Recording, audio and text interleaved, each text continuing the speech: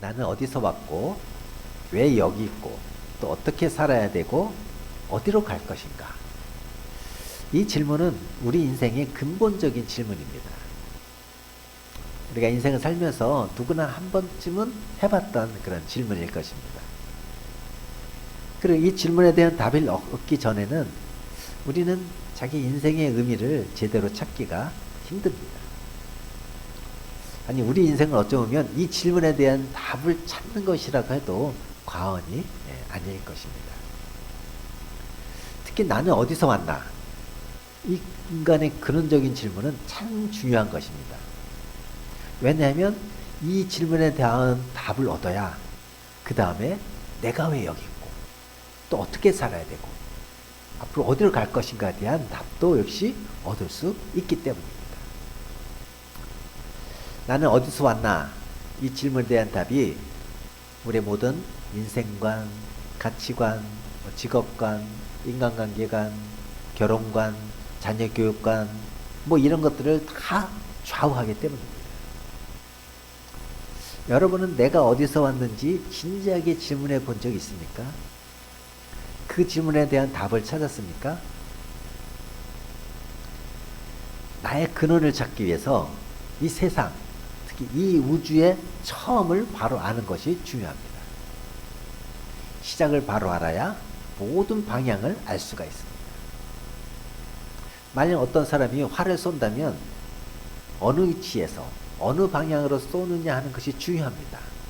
왜냐하면 그것을 알아야 화살이 어디로 날아가서 꽂힐 것인지 알 수 있기 때문인 것이죠. 우리 인생도 마찬가지입니다. 또 사람은 어느 부모에게서 태어났느냐 하는 것도 매우 중요합니다. 왜냐하면 그걸 알아야 그 사람이 세상에 태어난 것과 살아갈 모든 이유를 설명할 수 있기 때문입니다. 저는 저희 집 아이들이 태어난 날을 분명히 기억하고 있습니다. 아침에 산통이 있다는 아내의 말에도 불구하고 장모님 부르라는 말을 하고 출근을 했습니다. 은행에서 일을 하고 있는데 한 2시쯤 장모님으로부터 전화가 왔습니다. 애가 태어났는데 아들이다. 그제서야 부랴부랴 조퇴를 하고 병원을 갔습니다. 그 전에 아내가 아이 낳는데 함께 해주지 못했다고 많은 사람들로부터 원망을 들었습니다. 사실 그때만 해도 아기 낳는다면 휴가 낸다 그러면 아이 네가 낳냐 하면서 눈치를 주던 그런 시기였거든요. 둘째 아이 태어날 때는 첫 아이 때 실수를 반복하지 않으려고 노력했습니다. 다행히 저녁에 산통이 왔습니다. 그 당시 저는 상계동에 살고 있었고 병원은 저 강남이었었는데 부랴부랴 짐을 쌓고 지환이 안고 택시 잡아 타고 병원에 도착했습니다. 산통하는 아내 옆에서 손도 잡아줬습니다. 근데 조금 있으니까 아이 아빠는 나가라고 하더라고요. 그 당시만 해도 아이 낳을 때 남편을 함께 하지 못하게 했습니다. 한두 시간 지나니까 둘째 지연이 나왔다고 알려줬습니다. 두 아이를 보면 생긴 것도 엄마 아빠를 닮았고 하는 행동도 엄마 아빠를 닮았습니다. 그래서 우리 아이들을 키울 때 가끔 신기해서 아이들한테 질문합니다. 야, 너는 도대체 어디서 왔니? 애기는 아무 말도 하지 않습니다. 근데 저희 집 아이들에게 이 사실이 매우 중요합니다. 왜냐하면 이 얘기를 들을 때마다 아이는 나는 틀림없이 이 집 아이구나. 내가 실수하고 잘못 저질러도 부모님이 다 받아주시겠구나 하고 안심하는 것입니다. 여기서부터 이 아이들의 모든 인생은 시작이 됩니다. 우리는 어떤 것을 제대로 이해하려면 처음 시작부터 봐야 됩니다. 예를 들어 책을 읽거나 영화를 볼 때, 또 드라마 볼 때, 그죠? 첫 장면이나 첫 페이지를 봐야 전체를 알 수가 있지. 중간부터 보다든지 또 끝 장면만 봐서는 전체적인 내용을 이해하는데 많이 힘듭니다. 어떤 것은 그 이야기를 끝까지 보아도 알 수 없는 것도 많습니다. 우리 어렸을 때 외국으로 이방된 사람들이 성인이 되어 부모를 찾기 위해서 우리나라를 방문하는 것을 많이 봅니다. 이들이 부모를 찾아 고국을 방문하는 이유는 자신의 전체적인 모습을 볼 수가 없기 때문이라는 거예요. 자기 자신의 전체적인 모습을 보기 위해서 좋든 싫든 내가 어디서 어떻게 해서 태어났고 내 부모가 누구고 내가 어떻게 해서 회국에 입양되었는지를 알아야겠다는 것이죠. 자신의 근원을 찾기 위한 것. 자신의 정체성을 찾기 위해서입니다. 저도 3살 때 부모님의 이혼으로 엄마 얼굴을 본 적이 없습니다. 기억이 나지 않습니다. 사진 한 장이 없었습니다. 그래서 내 자신의 근원을 찾기 위해서 근원을 찾지 못해서 절망감이 컸습니다. 불안 어린 시절을 보냈어요. 성인이 되어서도 항상 불안했습니다. 무슨 예수님 만나고 나서 서서히 그것을 극복하기 시작했습니다. 이처럼 인간의 근원을 찾으려는 노력은 부단히 진행되었습니다. 사람들은 이 세상의 기원에 대해서 많은 추측을 해왔습니다. 그 중에 하나가 신화적 접근 방법인데요. 당시 바빌론 신화를 보면 신이 죽었는데 그 죽은 몸이 산이 되고 그 피가 바다가 되었다는 식이에요. 이런 신화의 특징은 자연을 너무 신성하게 본다는 것이죠. 왜냐하면 이 신화는 세상의 모든 것이 신의 일부라고 생각하기 때문이에요. 그래서 신화적인 생각을 가진 사람은 두려움 가운데 미신적으로 살아갑니다. 거기에 비해서 현대 과학자들은 이 세상 모든 것이 우연히 생겼다고 주장합니다. 수백억 년의 세월이 지난 동안 우주가 폭발하시는 과정에서 우연히 우주가 만들어지고 우연히 생명체가 생겼다는 것입니다. 그러면 성경은 무엇이라고 말씀하고 있나요? 오늘 본문 말씀이죠. 한번 또 읽어볼까요? 태초에 하나님이 천지를 창조하시니라. 성경은 하나님께서 이 세상을 만드셨다고 말씀하고 있습니다. 하나님께서 우주를 계획하시고 디자인하시고 친히 만드셨다는 거예요. 온 우주는 하나님 창조주 하나님의 계획과 섭리하에 만들어진 거예요. 우주나 피조 세계는 결코 신의 일부가 아닙니다. 우리는 우주나 피조 세계를 두려워할 필요가 없습니다. 우리가 관리하고 누리고 즐겨야 할 존재가 우주이고 이 세상입니다. 커다란 바위를 보고 두려워할 필요가 없어요. 오래된 나무를 보고 그 앞에 가서 빌 필요가 없어요. 동물을 보고 두려워할 필요가 없습니다. 산이나 강, 달, 별, 신으로 모시지 않아도 됩니다. 태양 보고 절하거나 기도하지 않아도 됩니다. 우린 자연을 보고 기뻐하고 즐거워하고 누리고 잘 가꾸면 됩니다. 또 이 세상은 우연히 만들어진 것이 아닙니다. 우리는 우연히 고아처럼 이 세상에 던져진 존재가 아닙니다. 우리에게는 아버지가 있습니다. 창조주가 있습니다. 그래서 우울해할 필요가 없고 자살할 이유가 없습니다. 그럼 하나님께서 왜 우주를 만드셨을까요? 왜 우리를 만드셨습니까? 심심해서 그러셨을까요? 하나님께서는 온 세상을 사랑으로 창조하셨습니다. 우리 부모님이 서로 사랑하셔서 우리에게 생명을 주신 것처럼 하나님께서 우리를 사랑하셔서 우리에게 생명을 주시고 창조하신 거예요. 하나님께서 우리를 창조하신 동기는 사랑입니다. 하나님께서 우리를 사랑하고 계십니다. 우리를 고아처럼 버리지 아니하시고 우리와 함께 영원히 함께 하시겠다고 약속하셨습니다. 근데 문제는 하나님께서 세상을 창조하실 때 그 창조 광경을 본 사람이 없다는 거예요. 그래서 하나님의 천지를 창조하셨다는 것을 받아들이기 위해서는 우리의 믿음이 필요합니다. 믿음을 활용해야 합니다. 예를 들어 우리가 지금 사용하고 있는 이 언어가 한글이죠. 세종대왕께서 창제하셨습니다. 지금 살아있는 그 누구도 세종대왕께서 한글을 만드실 것을 본 사람은 아무도 없습니다. 근데 우리는 세종대왕께서 한글을 만든다는 것을 다 틀림없이 확신하고 믿고 있습니다. 어떻게 그렇게 알고 믿고 있죠? 그것은 오직 세종대왕께서 한글을 만드셨다고 기록한 훈민정음 해례라는 책을 믿고 알 뿐인 거죠.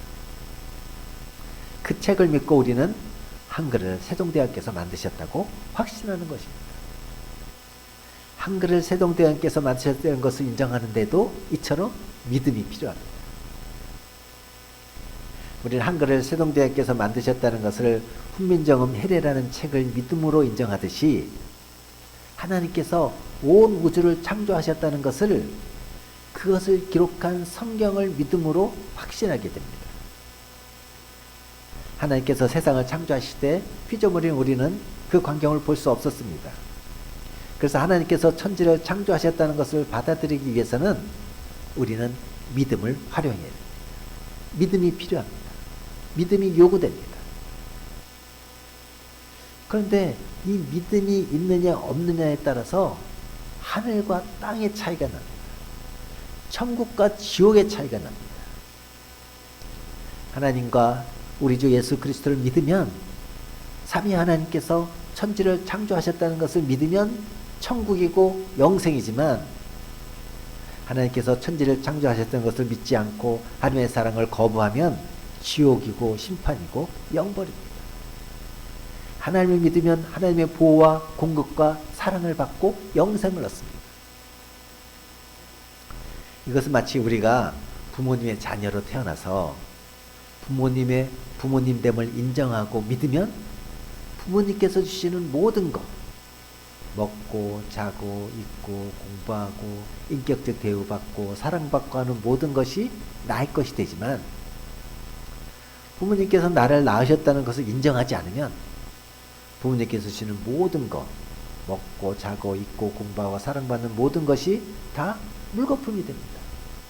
그와 같이 버려지게 되고 도리어 부모님으로부터 후레자식이라는 꾸중만 받게 됩니다. 따라서 우리가 하나님께서 천지를 창조하시고 우리를 창조하시고 우리 아버지 되심을 인정하고 믿으면 복을 받지만 하나님의 천지 창조를 거부하고 하나님께서 우리 아버지 되심을 거부하면 영원한 심판만 있게 된다는 거예요. 오늘 본문은 성경의 첫 구절이죠. 우리 본문에서 볼 수 있는 것이 하나가 있는데 그건 우주의 기원을 설명하는 성경 창세기가 하나님의 존재 여부를 논하거나 변호하지 않고 아예 전제하고 있다는 거예요. 예를 들어 태초에 하나님이란 분이 계셨는데 하나님이 이런 분이시고 이런 모습을 하면서 하나님이 계시다는 것을 알 수 있다.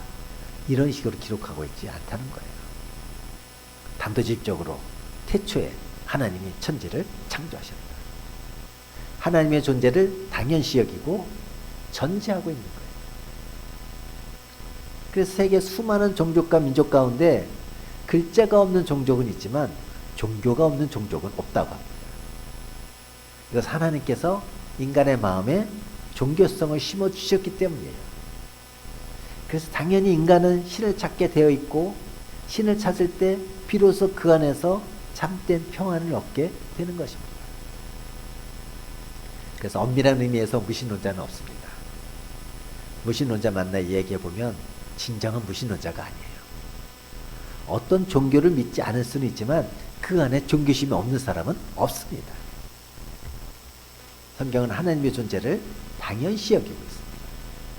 고대 근동의 신들이 어디서 왔느냐에 많은 관심을 두고 있는 것과 매우 태조적이에요.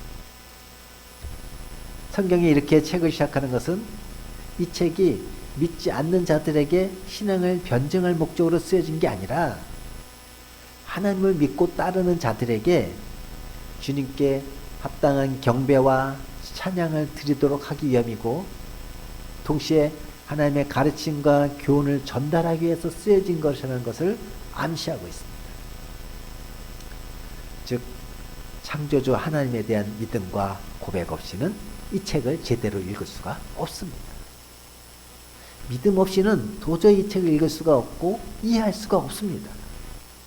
믿음 없이 읽었다가 도리어 성경의 비판자가 되고 거기서 이단자가 나오게 됩니다. 그런 성경 창세기는 누가 기록했죠? 모세가 이미 존재했던 여러 자료들을 이용해서 창세기를 기록했고 에스라가 포로기 이후에 이렇게 편집 완성되었다고 학자들은 얘기합니다. 그럼 이 창세기를 처음 들은 사람은 누군가요? 이집트를 막 탈출한 이스라엘 백성들이었죠. 그는 이집트에서 430년간 종살이를 하면서 이집트의 그 범신론에 많은 영향을 받고 있었습니다. 이집트는요, 태양을 숭배했고, 가축이나 강한 신으로 숭배했고, 심지어 100가지 신과 신으로 모셨습니다. 모세가 10가지 재앙을 하는데, 그 10가지 재앙이 나오는 그 모든 것이 다 이집트 사람들이 믿는 신들인 거예요. 성경은 우리에게 과학적 정보를 제공해 주기 위해 기록된 게 아닙니다. 성경은 우리에게 하나님에 대한 믿음을 주기 위한 것이지 과학적인 지식을 주기 위한 게 아니에요. 그래서 어떤 분은 지구 역사가 6,000년 됐다고 주장하는 것은 사실 잘못입니다. 모세는 이집트 사람들 신으로 섬기는 그 태양이나 가축이나 강 같은 것에 이스라엘 백성들은 두려워하거나 경배하거나 기도할 필요도 없고, 오직 온 우주를 창조하신 우리를 만드신 하나님 한 분만을 섬기고 경배해야 된다는 걸 가르치기 위해서 창세기를 기록합니다. 하나님께서는 온 세상은 하나님이 창조하셨기 때문에 하나님의 백성은 이런 미신을 두려워할 필요가 없고 오직 하나님의 말씀만 들으면 된다는 거예요. 한마디로 430년 동안이나 애굽의 노예가 되면서 무너졌던 여호와 신앙을 회복하기 위해서 모세는 창세기를 기록한 거예요. 하나님께서 태초에 천지를 창조하셨습니다. 하나님께서 모든 시간의 처음에 천지 만물을 창조하셨습니다.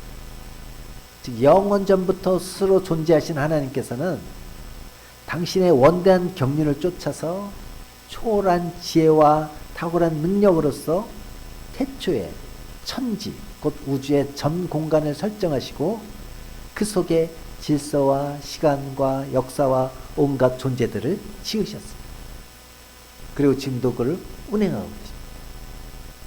지난 우리 신년 수련회 때 어떤 분이 그런 얘기를 했어요. 태양 오르는 거 저거 만약 하루에도 안 떠오르면 우린 다 죽어버리고, 저 파도가 경계를 넘어서면 다 죽어버린다. 근데 하나님께서 다 지키고 있다. 그래서 우리 하나님을 찬양한 적이 있는데, 그럼 하나님께서 천지를 창조하셨다는 것이 우리에게 어떤 의미를 가지고 있는지 세 가지를 나눠봤으면 좋겠습니다. 첫 번째는 하나님께서 이 세상의 참된 주인이십니다. 하나님의 천지를 창조하셨다는 사실은 하나님께서 이 세상의 참된 주인이심을 보여줍니다. 이 세상과 그 안에 있는 모든 것의 소유권은 그것을 창조하신 하나님께 있습니다. 여러분이 갖고 있는 것 다 여러분께 아니에요. 하나님 거예요. 여러분이 어떤 물건을 만들려고 계획하고 디자인하고 여러분이 돈으로 재료를 사서 어떤 물건을 만들었다고 가정해 봅시다. 이 강대상을 만들었다고 생각해 보세요. 이 강대상 누구 거예요? 여러분 거예요.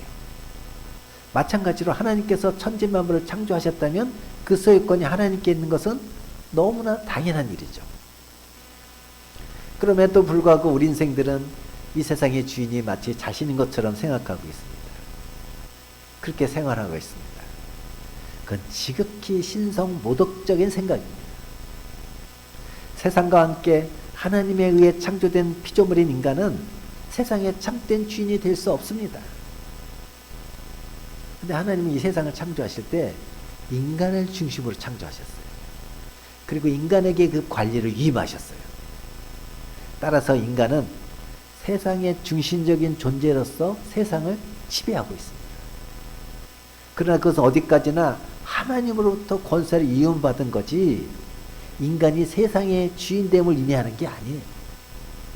인간은 오히려 하나님으로부터 세상 만물 관리에 대한 위탁을 받은 자로서 그래서 잘 관리하고 보존해야 될 책임과 의무가 있는 거예요. 그런 의미에서 오늘날 인간들이 개발이라는 미병하에 자연을 파괴하는 행위는 자신에게 주어진 권리를 남용하는 것이라고 할 것입니다. 우리는 이 세상과 나 자신까지도 하나님에 의해 창조된 하나님의 소유임을 깨닫고 이 세상에서 자신이 주인 노릇하려는 어리석은 생각을 버려야 합니다.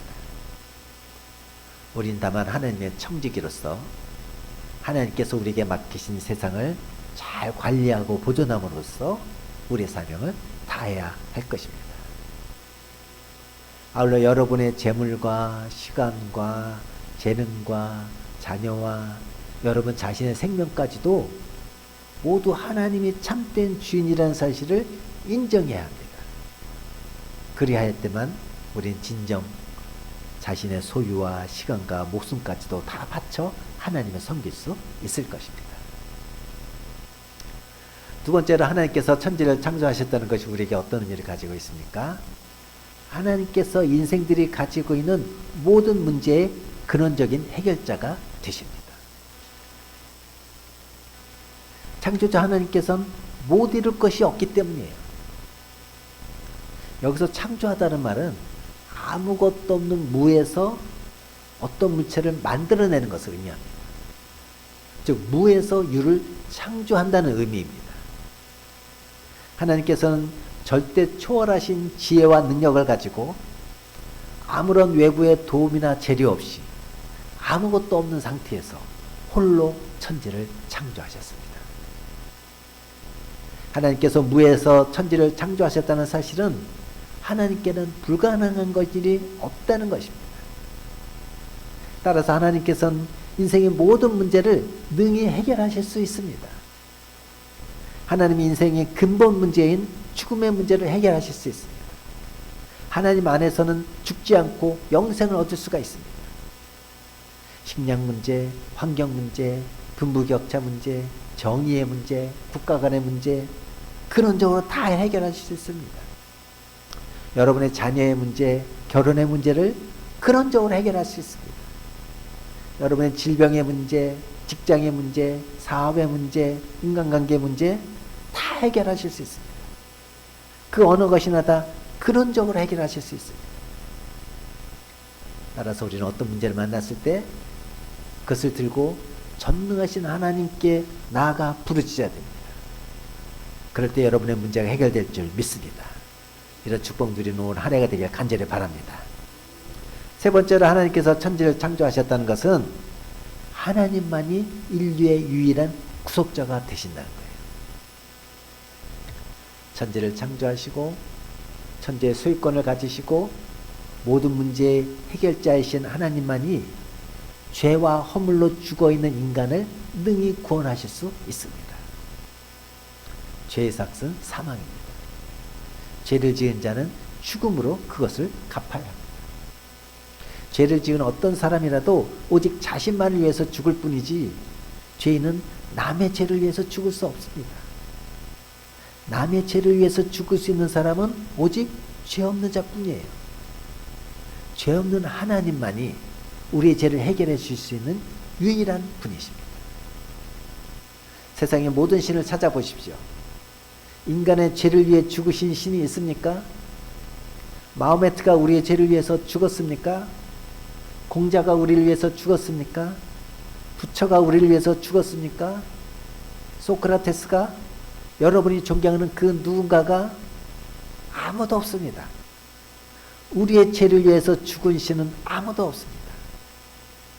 모든 신은 인간을 두려움에 떨게 하고 종으로 부리려고 하지 인간의 죄를 위해 죽으시는 이 세상에 하나도 없습니다. 그러나 하나님께서는 당신의 독생자 예수 그리스도를 이 세상에 보내셔서 죄인들을 대신해 십자가에서 죄의 형벌을 받게 하시고 그를 믿는 자마다 성령으로 거듭나게 하여 구원해 주셨습니다. 우리는 창조주 하나님만이 인류의 구속자 되심을 인정하고 그를 믿으며 겸손하게 그 앞에 나가 회개함으로 죄사함을 얻고 구원에 이르러야 할 것입니다. 그리고 그것을 안 믿는 사람들에게 전해야 할 것입니다. 복음의 전달자가 되어야 할 것입니다. 성도 여러분, 태초에 하나님이 천지를 창조하셨다는 본문의 선포는 우주와 인생의 기원에 대한 참으로 명쾌한 답을 제시하고 있습니다. 세상에는 우주와 인생의 기원에 대한 많은 견해가 있지만 모든 것이 다 유치한 것들 뿐이고 어느 것도 명쾌한 답을 주지 못하고 있습니다. 그러나 성경은 처음부터 하나님의 창조를 선포함으로써 우주와 인생이 하나님으로부터 기원했음을 알려주고 있습니다. 우리는 이 사실을 진리로 믿고 받아들여야 합니다. 왜냐하면 성경은 진리의 근원이신 하나님의 말씀이기 때문입니다. 아울러 하나님의 천지 창조를 믿을 때에만 우리가 바른 인생관과 역사관을 가지고 세상을 올바르게 살아갈 수 있기 때문입니다. 비록 짧은 한 구절에 불과하지만 태초에 하나님이 천지를 창조하셨다는 이 선포야말로 인생은 어디로부터 와서 어디로 가는가, 또 어떻게 살아만 하는가, 인생의 영원한 질문에 대한 명백한 해답이라고 할 것입니다. 우리 이 사실을 올바르게 믿고 바르게 전하는 사람이 되어야 될 줄을 주님의 이름으로 축복합니다.